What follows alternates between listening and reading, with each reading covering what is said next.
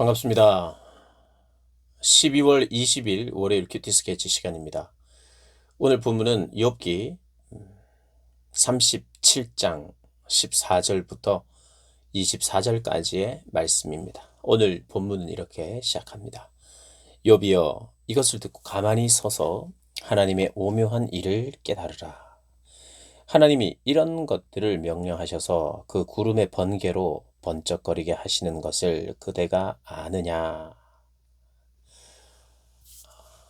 계속해서 엘리바스가 이야기를 합니다. 욥에게 이제 대놓고 이야기를 하는 것이죠. 네가 이 모든 것을 아느냐? 자연의 법칙, 하나님의 통치의 방식, 이 자연의 질서에 대해서 네가 아느냐? 하나님을 아느냐? 이렇게 묻습니다. 그러면서 인간은 얼마나 무능한가? 네가 알아봤자 얼마나 알겠느냐? 우리는 하나님 앞에 우리의 무지함을 인정하면서 살아야 된다. 하나님을 우리는 다 알 수 없다. 여러분, 우리는 하나님 앞에 우리의 무지함을 인정하면서 살아야 돼요. 정말 그렇습니다. 우리의 무지를 철저히 깨닫고 하나님을 알아가면서 겸손할 수밖에 없죠. 어, 네가 그래도 일단은 낮아져야 된다. 알아서 낮아져야 된다. 그냥 남을 더 낮게 여겨라. 이 정도가 아니라 하나님을 더 귀한 분으로 생각해라.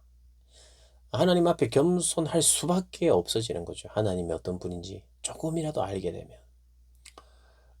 그런데 일단 뭐 욥에게는 이것이 정확하게 들어맞지 않다는 거 우리가 좀 생각하면서, 그러나 여전히 우리가 들을 이야기들이 있다는 거 우리 생각하면서, 우리가 욥기를 지금 우리가 계속 읽어가면서 해석할 때 제가 항상 지금 드리는 말씀 두 가지 포인트는, 하나는 다 맞는 일이다. 다 맞는 일인데, 다 맞는 이야기인데, 그 맞는 이야기를 전달할 때 약간의 전달의 방식에 문제가 있는 것 우리가 생각해야 되고, 그리고 우리가 상대방에게 이것을 좀 말하고 싶을 때 이게 상대방을 위한 것이 아니라 나를 위한 것일 수 있고, 그래서 상대방에게 공격이 될 수도 있다는 그런 생각을 하면서, 그러나 하나님의 참 말씀 중에 옳은 말씀이다.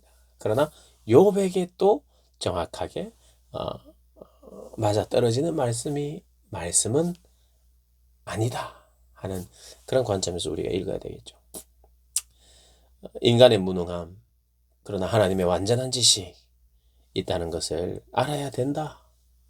이렇게 이야기하는 거죠. 그리고 18절에 보면 그대가 그를 도와 구름장들을 두들겨 넓게 만들어 녹여 부어 만든 거울같이 단단하게 할 수 있느냐? 네가 하나님을 도울 수 있느냐? 이 말이에요. 하나님이 도움이 필요하신 분이냐? 그렇지 않다. 그렇지 않다. 하나님은 홀로 그것을 하시는 분이다. 홀로 충분하시다. 그런 이야기를 하고 있는 거죠. 그래서 이 무지함을 인정해야 되지 않느냐? 그렇다면 네가 그렇게 말은 하지 못했을 텐데. 네가 말을 하지 않았을 텐데. 우리의 무지를 알면 우리의 입은 무거워진다. 무지를 알면 겸손해지고, 내가 알 수 없음을 깨달았다면 나는 말할 수 없는 존재다. 그것을 이어서 지금 말하고 있습니다. 그러면서 이제 27절, 21절, 2절을 보면, 그런즉 바람이 불어 하늘이 말끔하게 되었을 때 그 밝은 빛을 아무도 볼 수 없다. 밝은 빛을 아무도 볼 수, 눈부신 거예요. 이건 무엇을 의미할까요? 하나님의 영광과 위엄을 바라볼 때 우리는 바라볼 수 없다. 그리고 또 북쪽에서는 황금 같은 빛이 나오고 하나님께서는 두려운 위엄이 있느니라. 그분의 위엄 앞에 직접 우리가 대면하고, 하나님 만나 주십시오. 하나님 오셔서 저에게 말씀해 주십시오라고 말했던 그 욥에게 그게 교만한 거 아니냐. 그리고 그게 맞아요. 맞으면서도 하나님은 이제는 말씀하고 직접 찾아오시고 우리들을 대면하여 만나는 것보다 더 분명하고 선명하게 찾아오시기도 해요. 그러나 겸손하게 그분의 위엄 앞에 두렵고 떨리는 마음으로 그분을 감히 볼 수 없는 것도 맞는 말이에요. 그분은 공의와 정의를 절대로 굽히지 않는 분입니다. 23절에 전능자를 우리가 찾을 수 없나니 그는 권능이 지극히 크사 정의나 무한한 공의를 굽히지 아니하신다. 그분은 정의로우신 분이고 그분은 공의를 굽히지 아니하시는 분이라는 거예요. 이런 분인데 그래서 사람들은 그를 경외하고 그는 스스로 지혜롭다 하는 모든 자를 무시하느니라. 우리가 하나님을 제대로 알 수 없고 하나님 우리가 만날 수도 없고 우리의 어떤 문제도 제기할 수 없고 우리가 함부로 말할 수 없는 분이라면 우리가 할 것은 하나밖에 없다. 하나님을 경외하는 수밖에 없다. 네가 하나님을 경외한 자였느냐?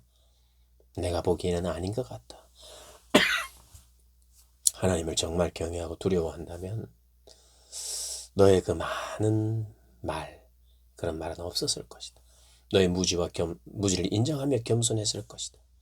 네가 지금 취할 것은 이제 바른 경외함을 가지고 하나님을 대해야 한다는 그런 결론에 이제 엘리바스가 이릅니다.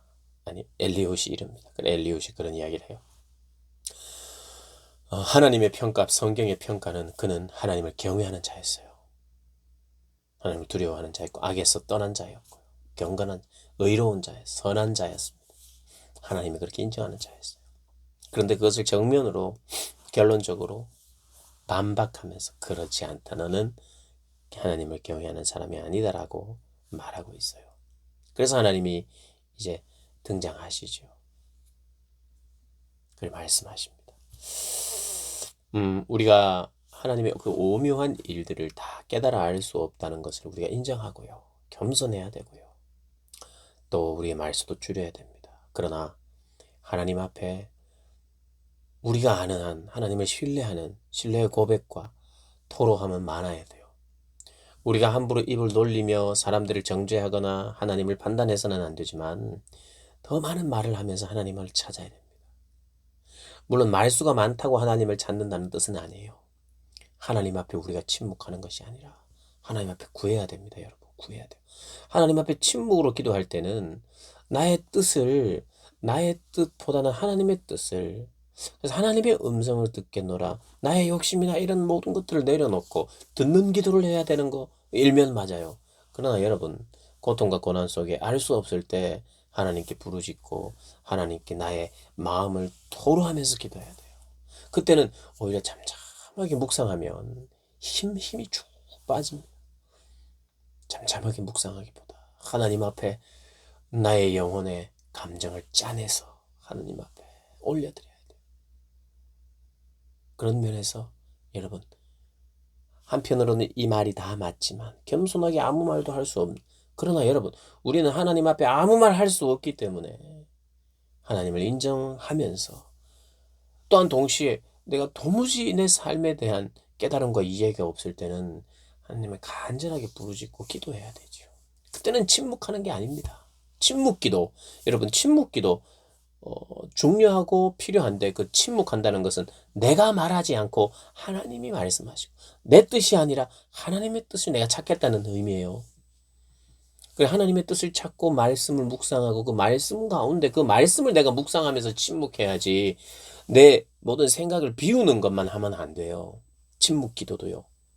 침묵 기도도 그냥 말씀 보면서 하는 거예요. 말씀 안에서 하는 겁니다.